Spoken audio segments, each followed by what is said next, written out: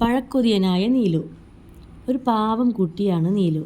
പക്ഷേ നീലുവിന് പലപ്പോഴും കള്ളം പറയേണ്ടി വരാറുണ്ട്. അതെന്തിനാണെന്നോ? വാഴപ്പഴം. നീലുവിന് വാഴപ്പഴം വല്ലാത്ത ഇഷ്ടമാണ്. എവിടെ പഴം കണ്ടാലും അവൻ അതെടുത്തു കഴിക്കും. ഒരു ദിവസം നീലുവിൻ്റെ അമ്മ വിരുന്നുകാർക്ക് കൊടുക്കാൻ വേണ്ടി പഴം കൊണ്ട് ഒരു പലഹാരമുണ്ടാക്കി വെച്ചു. അമ്മ അടുക്കളയിൽ നിന്ന് മാറിയ തക്കം നോക്കി നീലു ആ പലഹാരത്തിനുള്ളിലെ പഴം മാത്രം എടുത്തു കഴിച്ചു. കുറച്ചു കഴിഞ്ഞ് വിരുന്നുകാർ വന്നു. അപ്പോൾ പലഹാരപാത്രം തുറന്നു നോക്കി അമ്മ ഞെട്ടിപ്പോയി. എല്ലാം തുള വീണിരിക്കുന്നു.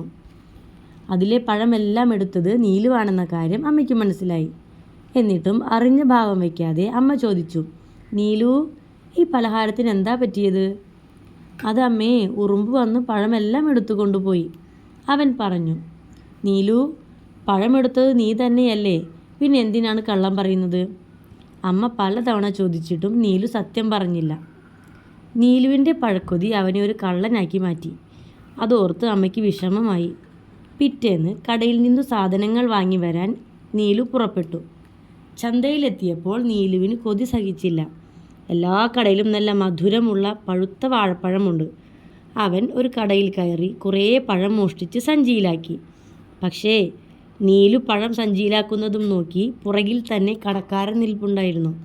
അമ്പട കള്ളാ, നിന്നെ ന്യായാധിപൻ്റെ മുന്നിൽ എത്തിച്ചിട്ട് തന്നെ ബാക്കി കാര്യം. നീലുവിനെ ഒരു മുറിയിൽ പൂട്ടിയിട്ട് കടക്കാരൻ പുറത്തേക്ക് പോയി. എങ്ങനെ രക്ഷപ്പെടും? നീലു ആലോചിച്ചു. പെട്ടെന്ന് അവനൊരു സൂത്രം തോന്നി. അവൻ മോഷ്ടിച്ച പഴവും പഴത്തൊലിയും അവൻ മുഴുവൻ കഴിച്ചു. അതോടെ നീലുവിന് വയറുവേദനിക്കാനും തുടങ്ങി. ആകെ കരച്ചിലായി. കരച്ചിൽ കേട്ട് കടക്കാരൻ തിരിച്ചു വന്ന് വാതിൽ തുറന്നു നോക്കി.